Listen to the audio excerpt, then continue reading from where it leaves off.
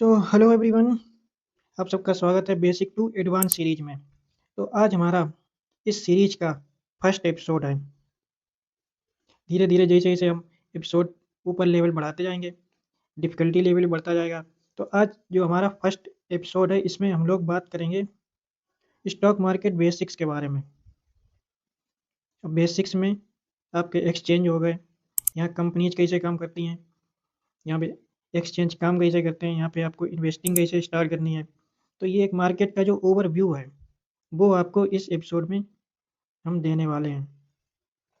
तो चलो स्टार्ट करते हैं। तो सबसे पहले आपको समझना है, ये स्टॉक मार्केट, कुछ लोग कहते हैं शेयर मार्केट, इन दोनों में अंतर क्या है। जैसे कि आपके शहर में कोई जहाँ पे सब्जी मिलती है उसे कहते हैं सब्जी मंडी, कपड़ों का मार्केट होता है वहाँ कपड़ा बाजार होता है।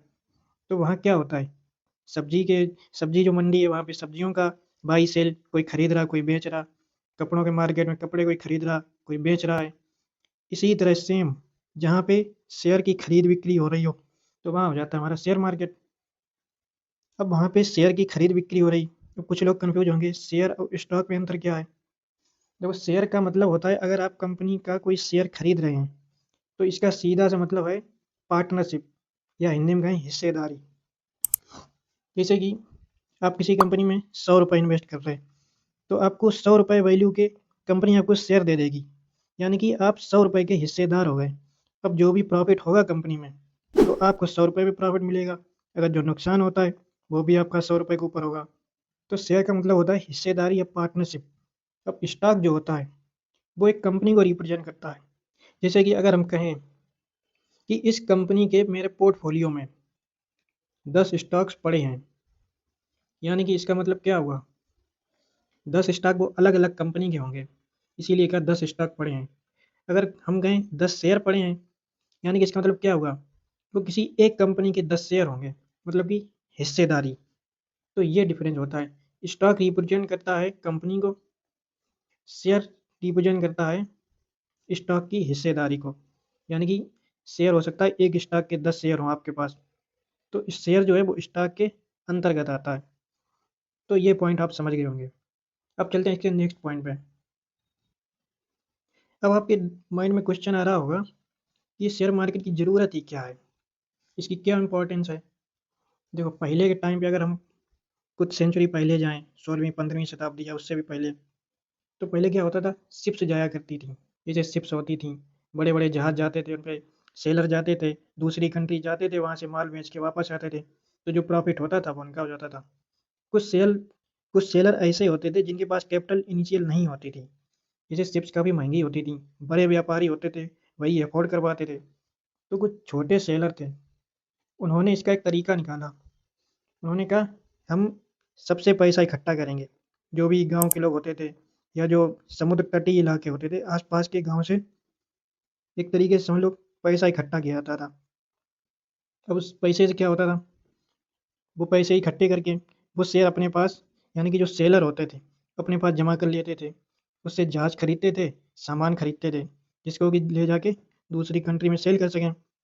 अब जिस क्वांटिटी में मनी इकट्ठी की गई, अब प्रॉफिट जो होगा जब सिर्फ वापस आएगी दूसरी कंट्री से, तो वहाँ पे प्रॉफिट लेके अगर आएंगे, तो जिसका जितना हिस्सा होता था उसको उसी हिसाब से डिस्ट्रीब्यूट कर दिया जाता था। यानी कि मान लो 100 100 रुपये अगर सबसे इकट्ठे किए गए, तो उसी हिसाब से प्रॉफिट को डिवाइड कर दिया जाता था। अब इसमें जो सेलर होता था उसका भी प्रॉफिट हो गया, और जो क्राउड फंडिंग की गई थी, यानी कि जो सब हिस्सेदार बने थे, उनको भी फायदा हो गया, अपनी पूंजी पे उन्हें एक्स्ट्रा रिटर्न मिल गया। तो जो सेलर थे उनका भी फायदा, जो पब्लिक थी उसका भी फायदा। तो इस तरह से ये सिस्टम स्टार्ट हुआ। तो ऐसे वहाँ पे एक्सचेंज बन गए, जो तटीय इलाके थे वहाँ पहले ऐसे ही एक्सचेंज बन गए थे। तो वहीं से ये स्टार्टिंग हो गई। अब आप समझ गए होंगे कि कैसे ये काम करता है। सेम कॉन्सेप्ट हर कंट्री का जो स्टॉक एक्सचेंज होता है, सेम लॉजिक वहाँ पे ये भी लग रहा। अब यही सेम लॉजिक यहाँ पे कंपनियाँ अपने ऊपर अप्लाई करती हैं। अब देखो यहाँ क्या होता है, जब कोई कंपनी स्टार्ट होती है, तो शुरुआती स्टेज में इतना पैसा नहीं होता कि बड़ी बड़ी फैक्ट्री लगा सकें या नए नए प्रोडक्ट लॉन्च कर सकें, एक ग्रोथ स्टार्टिंग में इतनी पॉसिबल नहीं होती है, तो उसके लिए फंड उठाने की ज़रूरत पड़ती है उन्हें। अब फंड उठाने के 2 तरीके हैं, या तो वो बैंक से जाके लोन ले लें, एक तरीका तो ये हो गया। दूसरा तरीका होता है ये स्टॉक मार्केट, ये जो एक्सचेंज होते हैं। अब बैंक से लोन अगर लेंगे तो बैंक पैसे तो दे नहीं देगा, वो इंटरेस्ट चार्ज करेगा, क्योंकि बैंक पैसे देगा तो वो उसे इंटरेस्ट चाहिए। तो कंपनी के ऊपर एक स्टार्टिंग में एक तो उन्हें ग्रोथ करनी है, ऊपर से एक इंटरेस्ट देने की लायबिलिटी और उनके ऊपर आ जाती। तो इसका एक सबसे अच्छा तरीका होता है कि कंपनी क्या करती है, वो जाके एक्सचेंज में अपनी जो कंपनी को लिस्ट करा देती है। एक्सचेंज में लिस्ट कराने से क्या फ़ायदा होता है, जैसे कि एक्सचेंज में अगर लिस्ट हो गई है कंपनी, तो अब उसे एक लाइसेंस मिल जाता है कि वो पब्लिक से पैसा मांग सकती है। पब्लिक पैसा क्यों देगी, पब्लिक पैसा अगर देगी तो कंपनी उसके बदले में अपनी कंपनी की इक्विटी शेयर करती है, यानी कि यही जो शेयर्स होते हैं ये वो दे देती है। अगर आपने 100 रुपये कंपनी को दिए तो वो 100 रुपये के शेयर आपको दे देगी।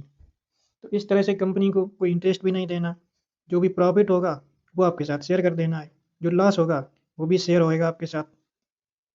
कंपनी को पैसा मिल जाता है, उसको पैसा देना भी नहीं, जो ग्रोथ होगी उसमें भागीदारी आप भी होंगे, जो प्रॉफिट होगा वो कंपनी का भी होगा, आपका भी होगा। तो इस तरह से यहाँ पे ये काम होता है। अब इसमें नेक्स्ट पॉइंट आता है रिस्क, क्योंकि आप एक बिजनेस में इंटरेस्ट ले रहे हैं, यानी कि आप इन्वेस्ट करने वाले हैं। कंपनी क्या करती हैं, कंपनियां बिजनेस ही नॉर्मली तो करती हैं, तो यहाँ पे कुछ रिस्क होता है। अब वो रिस्क क्या है, अगर कंपनी ग्रोथ करती है तो आपके इन्वेस्टमेंट पे आपको रिजल्ट मिलेगा, यानी कि प्रॉफिट आपका होगा। अगर वही कंपनी लॉस करती है तो आपको लॉस भी बियर करना पड़ेगा। तो इसके लिए क्या इंपॉर्टेंट है, हमें अच्छी लर्निंग लेनी है, अच्छी कंपनी को चूज करना है, जिससे कि अपने लॉस को मिनिमाइज कर सकें। कहीं हम ऐसी कंपनी ना सिलेक्ट कर लें जो कि फंडामेंटली वीक हो, उसके रिजल्ट नहीं अच्छे आ रहे हों, प्रोडक्ट कंपनी का अच्छा ही ना हो। जिस कंपनी का प्रोडक्ट ही अच्छा नहीं है तो वो सेल्स कैसे करेगी। तो इन सारी चीज़ों का हमको ध्यान रखते हुए इन्वेस्टमेंट करनी होती है, क्योंकि यहाँ पे प्रॉफिट अगर हो सकता है तो यहाँ पे लॉस भी आपको बियर करना पड़ेगा। तो ये सारी बातें आपको ध्यान रखनी होती हैं। अब यहाँ पे रिटर्न हम क्या एक्सपेक्ट कर सकते हैं। रिटर्न देखो, कंपनी की जो ग्रोथ होती है उसी के अकॉर्डिंग, और ये आपके ऊपर डिपेंड करता है आपने किस कंपनी के शेयर्स में इन्वेस्ट किया है। हर कंपनी की अपनी इंडिविजुअल ग्रोथ होती है, तो उसी ग्रोथ के जो पार्टनरशिप, क्योंकि आपने शेयर्स खरीदे तो एक पार्टनरशिप हो गई आपकी कंपनी के साथ, यानी कि आप उस कंपनी के बिजनेस में पार्टनर हो गए, एक भागीदार हो गए हैं। तो जो कंपनी की ग्रोथ होगी वही ग्रोथ आपको अपनी पार्टनरशिप पे मिलेगी। यानी कि अगर 100 रुपये आपने इन्वेस्ट किए थे तो कंपनी एक साल में ग्रोथ कर गई 110%, यानी कि 10% प्रॉफिट कमाया है कंपनी में, तो आपकी जो स्टॉक की वैल्यू है उस पर भी आपको 10% प्रॉफिट मिल जाएगा। तो यहाँ पे प्रॉफिट कोई डिफाइन किया नहीं जा सकता, ये वेरी करता है मार्केट की सिचुएशन के ऊपर। यहाँ पे बहुत सारे स्टॉक मार्केट से रिलेटेड मिथ्स हैं, जैसे कि ये तो सट्टा बाजार है, यहाँ तो जुआ होता है, सब पैसे लुट जाते हैं, बर्बाद हो जाते हैं। अब इसको ऐसे एग्जांपल समझो, अगर आपको कार चलानी नहीं आती है और आप कार को हाईवे पे लेके जाते हैं, क्या चांस है, आप अपनी लाइफ के साथ एक गैम्बल तो कर रहे हैं। आपको जब कार चलानी आती नहीं तो हाई चांस है आप वहाँ एक्सीडेंट कर देंगे, या आप किसी और गाड़ी को ठोक देंगे, या आपकी गाड़ी को कोई ठोक देगा अगर आप गलती करेंगे। तो सेम कॉन्सेप्ट यहाँ पे अप्लाई होता है। जब आपको नॉलेज नहीं है और आप उसमें बिना नॉलेज के इन्वेस्ट कर रहे हैं, आपको ना टेक्निकल पता है, ना आपको फंडामेंटल पता है, कंपनी की बैलेंस शीट क्या कह रही है, ये आपको कुछ भी नहीं पता। तो ये नॉलेज के बिना अगर आप इन्वेस्ट करेंगे तो वो आपके लिए गैम्बल ही हुआ, क्योंकि आपने कोई नॉलेज तो ली नहीं, सीधे डायरेक्ट कूद पड़े, तो नुकसान तो होना ही है। अब जो लोग कहते हैं सट्टा है, जुआ है, उनसे आप जाके अगर पूछो कि आपको कैसे पता, तो वो कहेंगे सुना है, या उन्होंने न्यूज़पेपर में देखा होगा, क्योंकि न्यूज़पेपर में हेडिंग बनती रहती हैं, इतने हज़ार करोड़ का निवेशकों का हुआ नुकसान या प्रॉफिट। तो वो ये सुनी सुनाई बातों को समझते हैं कि यहाँ पे जुआ होता है। अब उनसे पूछो, आपने अगर नुकसान किया तो आपने क्या किया था उसमें, आपने किस सेगमेंट में नुकसान किया, आपको टेक्निकल आता है, प्राइस आता है, प्राइस कैसे देखा जाता है, कैंडलस्टिक पैटर्न्स क्या होते हैं, चार पैटर्न्स क्या होते हैं, किस सेगमेंट में आपने नुकसान किया, करेंसी, क्वांटिटी या डेरिवेटिव या इक्विटी, उन्हें इसकी जीरो नॉलेज होती, कुछ पता नहीं, बस सुना है। तो ये जो मिथ्स फैले हैं मार्केट के बारे में, अब जिस चीज़ में पूरे इंडिया की टॉप कंपनी लिस्टेड है, वहाँ पे वो फंडिंग उठा रही हैं, ग्रोथ कर रही हैं, जिसके बेस पे कंट्री की ग्रोथ होती है, तो वो गैम्बल कैसे हो सकता है? यहाँ पे बिजनेस होता है। तो अगर आप जिनको बिजनेस की समझ नहीं है, तो उनके लिए फिर वो गैम्बलिंग ही है। तो इन सब मिथ्स को आपको अवॉइड करना है, आपको लर्निंग पे ध्यान देना है। शुरुआत में आपको मार्केट में अर्निंग पे ध्यान नहीं देना, अर्निंग की बजाय आपको लर्निंग पे ध्यान देना है। आपको मिनिमम 2 से 3 साल यहाँ पे सिर्फ आपको सीखना है, छोटे कैपिटल से, छोटी-छोटी कैपिटल से आप 1 शेयर खरीदिए, 2 शेयर खरीदिए, उसके प्राइस को देखिए। आप डायरेक्ट इसमें जंप करेंगे तो आपका लॉस होना तय है। अब आती है हमारी एजुकेशन। मार्केट की सबसे अच्छी बात ये है, यहाँ पे आपका कोई भी बैकग्राउंड हो, आप 12th फेल हो या 12th पास हो, या आपके पास सब्जेक्ट में साइंस रही हो, या फिर एग्रीकल्चर रहे हो, या फिर कॉमर्स की आपने पढ़ाई की हो, आपका बैकग्राउंड कुछ भी रहा हो, आपके पास पैन कार्ड होना चाहिए, एक आधार कार्ड होना चाहिए,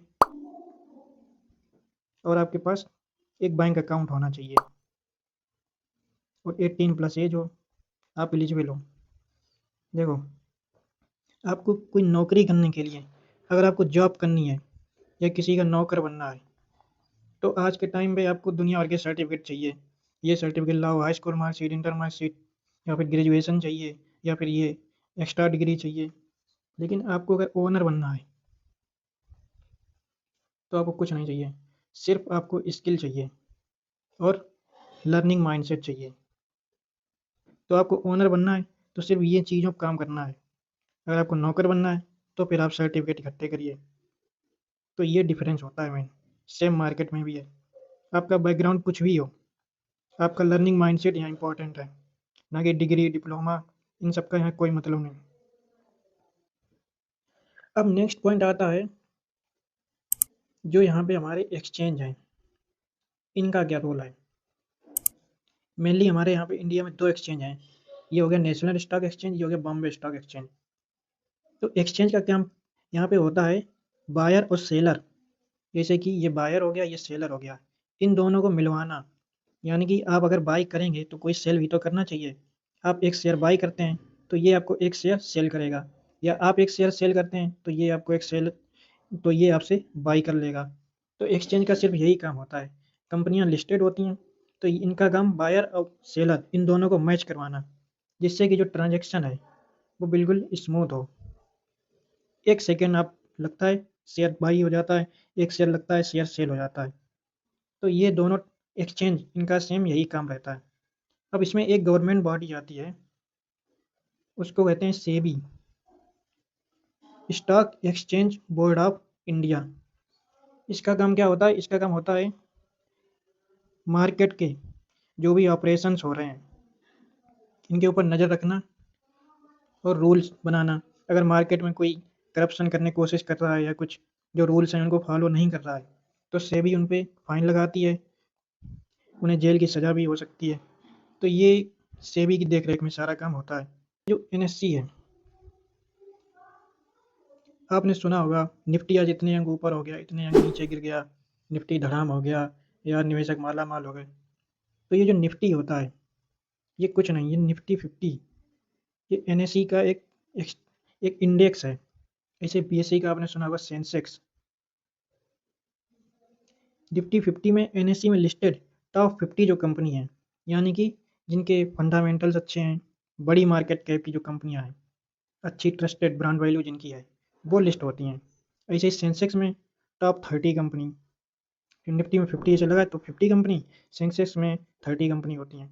तो ये टॉप की कंपनी का एक इंडेक्स बनाया जाता है, जो कि एक कंट्री की जो स्टॉक मार्केट है उसको रिप्रेजेंट करती हैं, जिससे कि दूर से देख कर पता चल जाए कि यहाँ मार्केट में क्या हो रहा है। तो इन दोनों इंडेक्स का सेम यही काम है, इन्हीं का एवरेज निकाल के जो आता है, जैसे निफ्टी 50 अभी 22,000 के आसपास चल रहा है, तो इनका मतलब यही है और इसमें कुछ भी नई चीज़ नहीं। तो अब इसमें सबसे लास्ट में पॉइंट निकल के आता है कि हमको इन्वेस्ट कैसे करना है, हम यहाँ पे कैसे इन्वेस्ट कर सकते हैं। तो इसके लिए आपको जैसे आपका बैंक अकाउंट होता है, ऐसे ही मार्केट में आपके पास एक डीमैट अकाउंट चाहिए। आपको एक डीमैट अकाउंट खोलना पड़ेगा। यहीं पे जाके आप कोई भी शेयर को बाई कर सकते हैं, सेल कर सकते हैं। पहले मार्केट में क्या होता था, पहले फिजिकल ये काम होता था। फिजिकल शेयर्स होते थे तो उनको कागज़ के फॉर्म में होते थे तो उनको संभाल के रखना पड़ता था। लेकिन अब सब कुछ ऑनलाइन हो चुका है। आपका अकाउंट कुछ ही मिनटों में खुल जाएगा, ऑनलाइन ही सारे डॉक्यूमेंट आपको दिखाने होते हैं। शेयर्स भी आप ऑनलाइन सेल करेंगे, बाई करेंगे, पूरा टोटल अब ऑनलाइन काम हो गया है। 1 सेकंड के अंदर सारे काम होते हैं। तो डीमैट अकाउंट खोलने के लिए आपको बेसिक सी अपनी केवाईसी करनी होगी। आपके पास पैन कार्ड होना चाहिए, आपकी 18+ एज होनी चाहिए, आपके पास आधार कार्ड और आपका हो गया बैंक अकाउंट। ये अगर आपके पास चारों क्राइटेरिया कंप्लीट हो रहे हैं तो आप डीमैट अकाउंट आराम से जाके खुलवा सकते हैं। नीचे डिस्क्रिप्शन में लिंक होगी, वहाँ पे जाके आप किसी में भी अपना डीमैट अकाउंट खुलवा सकते हैं। तो अब नेक्स्ट पॉइंट पे आते हैं। स्टार्टिंग में मार्केट में आपको टिप्स से बचना है। टिप्स से बचना है आपको। पेनी स्टॉक मतलब कि जिनकी कीमत ₹1, ₹2 यानी कि ₹50 के नीचे। अब जो बिगनर आता है उसके माइंड में क्या होता है, ₹1 का स्टॉक है वो ₹2 हो जाएगा, लेकिन वो ₹2 कभी नहीं होगा। उन्हें लगता है कैपिटल डबल हो जाएगी मेरी, ₹2 हो गया अगर। लेकिन वो ₹1 है तो ₹1 होने की कुछ वजह है। वो कंपनी ही वैल्यू ऐसी दे रही कि वो उसकी कीमत ₹1 स्टॉक की है। तो आपको शुरुआत में इन टिप्स और जो पेनी स्टॉक्स होते हैं इन सबको आपको अवॉइड करना है। शुरुआत में आपको कहाँ इन्वेस्ट करना है, आप घर में देखिए आपके प्रोडक्ट घर में कौन कौन से हैं। जैसे कि साबुन हो गया, गोदरेज का साबुन हो गया, घर में यूज होता है। और क्या होता है, घड़ी घड़ी होती है टाइटन, रिलायंस, जियो सब लोग यूज करते हैं। तो आपको ऐसे स्टॉक यूज करना है जिनके प्रोडक्ट के बारे में आप जानते हैं। जैसे कि टाटा हो गया, टाटा की गाड़ियाँ सब देखते ही हैं। तो इन ट्रस्टेड स्टॉक्स में आपको शुरू में धीरे धीरे स्टार्टिंग करनी है, ना कि किसी अननोन पेन स्टॉक के चक्कर में पड़ना है। तो आज के इस एपिसोड में हमने स्टॉक मार्केट के जो बेसिक्स हैं उसके बारे में बात की। अब नेक्स्ट एपिसोड जैसे जैसे आते जाएंगे लेवल बढ़ता जाएगा। नेक्स्ट एपिसोड में थोड़ा सा टेक्निकल बातें करेंगे, प्राइस कैसे देखा जाता है, थोड़ा सा टेक्निकल में डीप जाएंगे। तो आज इस एपिसोड से हमको बेसिक ओवरव्यू एक मिल गया होगा, तो इसको आप सीखिए। यहाँ पे करियर की बात अगर करें तो अगर आप सीरियसली यहाँ पे 2 से 3 साल लर्निंग करते हैं तो आपको यहाँ सक्सेस होने से कोई नहीं रोक सकता, क्योंकि 3 साल मिनिमम आपको देने पड़ेंगे। लर्निंग पे फोकस करना है, ना कि अर्निंग पे। तो आज के एपिसोड में बस